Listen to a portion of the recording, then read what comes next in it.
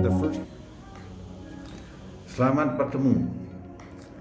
Maaf, saya kali ini akan menyampaikan latar belakang mengapa saya mengambil S3 di UNI. Nah, mungkin ini saya bagi menjadi dua pokok ulasan. Ulasan pertama, mungkin riwayat hidup sebelum saya kuliah di S3 UNI. Dan kedua, alasan-alasan apa yang melatar belakangi saya kuliah di UNI. Dan sebelumnya, yang bagian pertama perlu saya sampaikan supaya rekan-rekan bisa mengetahui bahwa saya seorang yang sudah cukup umur, karena umur saya 68 tahun baru saya bisa masuk S3 UNI. Oke, saya mulai dengan riwayat hidup singkat saya. Nama kecil saya adalah Made Sudjana.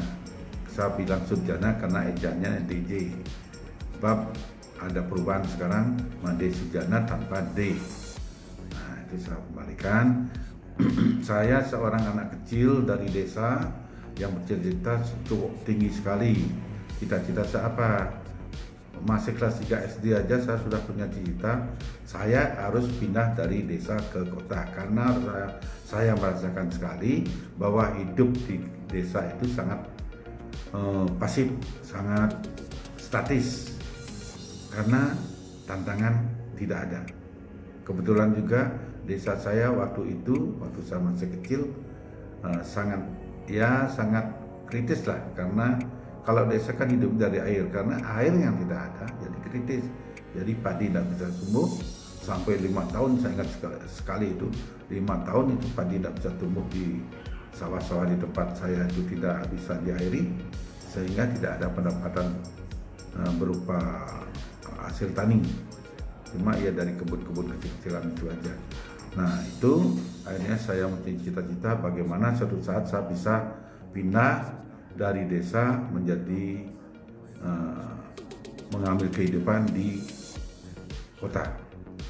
Menurut saya karena di kota itu persaingan lebih ketat, artinya waktu itu saya sudah memikir masalah persaingan.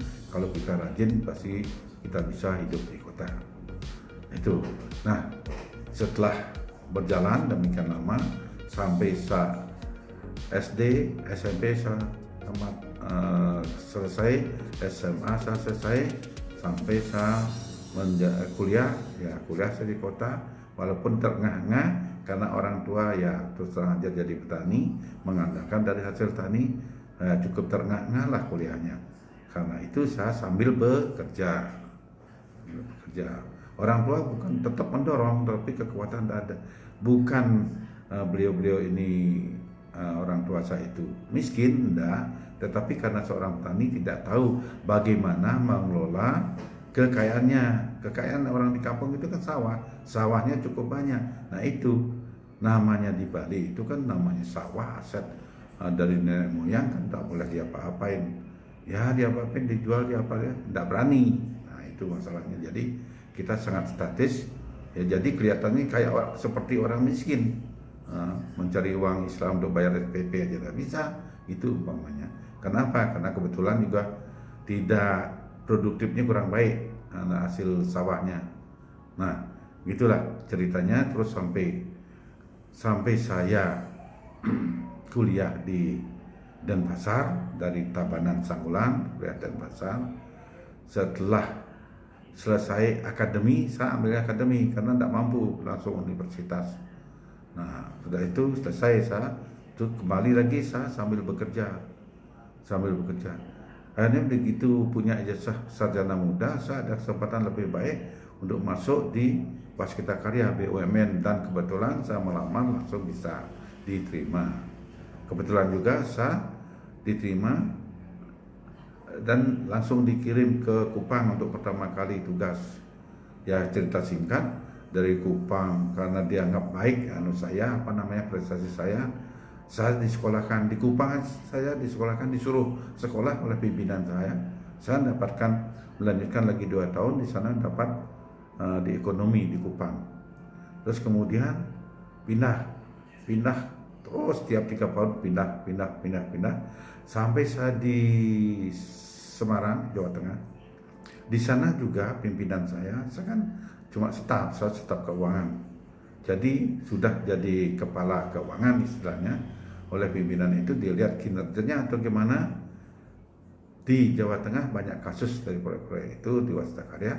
Saya disuruh belajar hukum. Saya tidak mau kalah. Saya belajar hukumnya di universitas, sekolah saya SA. Dapat saya SA dalam 4 tahun, dapat saya SA waktu itu.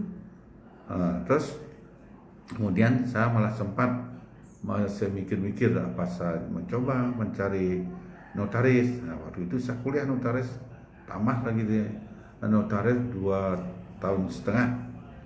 Selesai saya notarisnya sambil kuliah, sambil bekerja.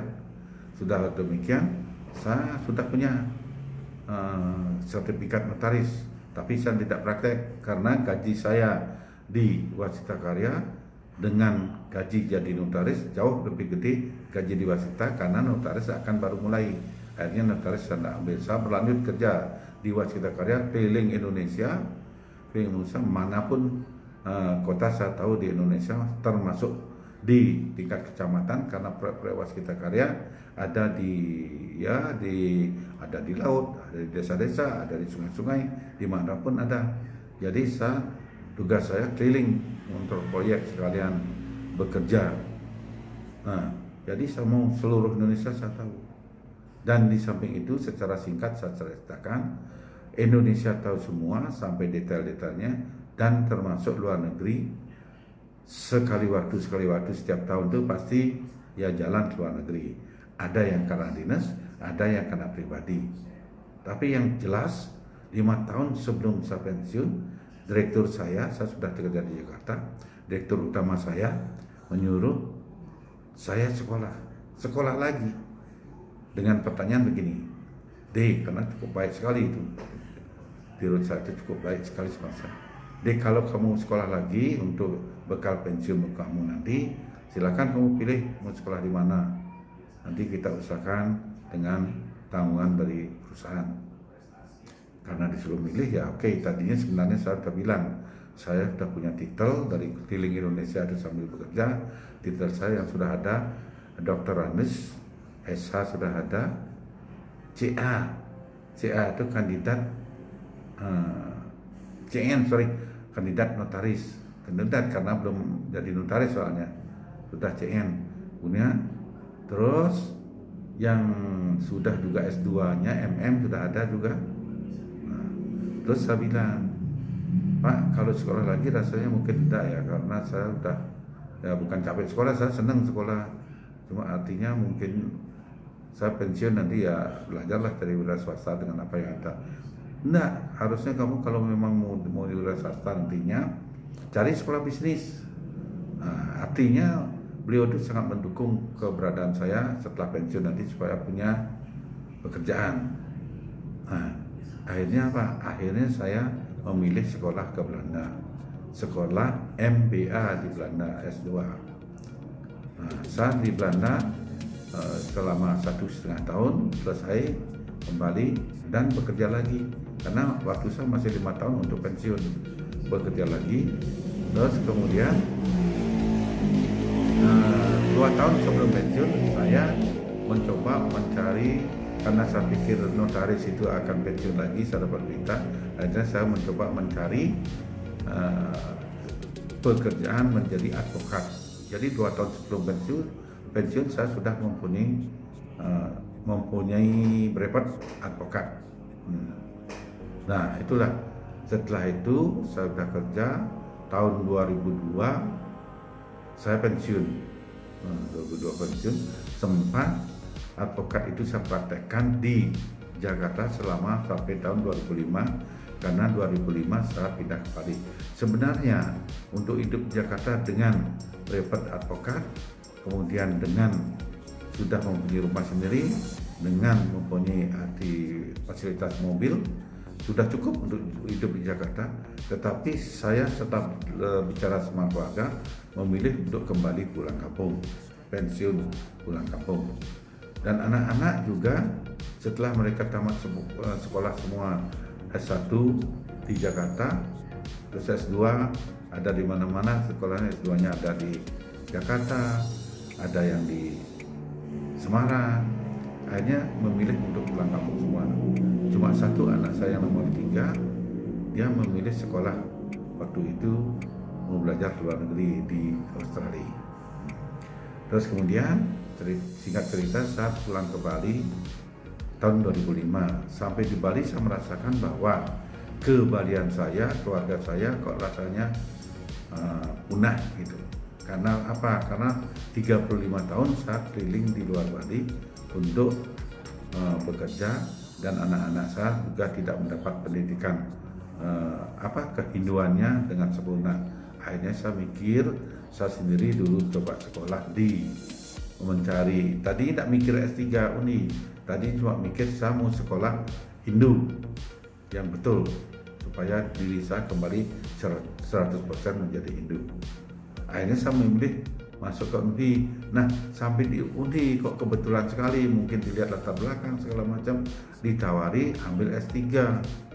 Dalam hati saya, kalau S3 apa enggak ketinggian, orang saya enggak punya latar belakang yang basicnya, keagamaan dan budaya di Bali saya enggak punya.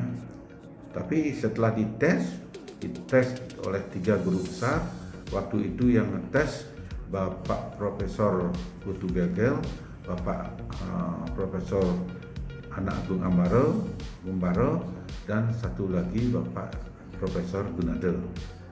Malah disarankan langsung, ya sudah Bapak ambil aja S3, ngapain cari yang lain-lain, Bapak kan sudah lengkap pengalaman luar negeri semuanya sudah. Jadi ya betul, kalau luar negeri mancanegara sudah semua saya lihat waktu dinas dan setelah pensiun. Setelah pensiun saya masih bisa mendapatkan jatah keluar negeri dari undangan-undangan selama 5 kali tanpa membayar sama sekali. Itu ada undangan dari rekan-rekan yang pernah saya kenal waktu saya kerja di Wasita Karya. Nah, itu bagian pertama dari sejarah saya, mengapa saya kuliah di Unhi S3. Nah, untuk bagian pertama ini saya tutup dulu supaya jangan terlalu panjang. Yang kedua saya akan lanjutkan dengan bagian mengapa saya akhirnya kuliah di S3 Unhi. Terima kasih. Tunggu sambungannya.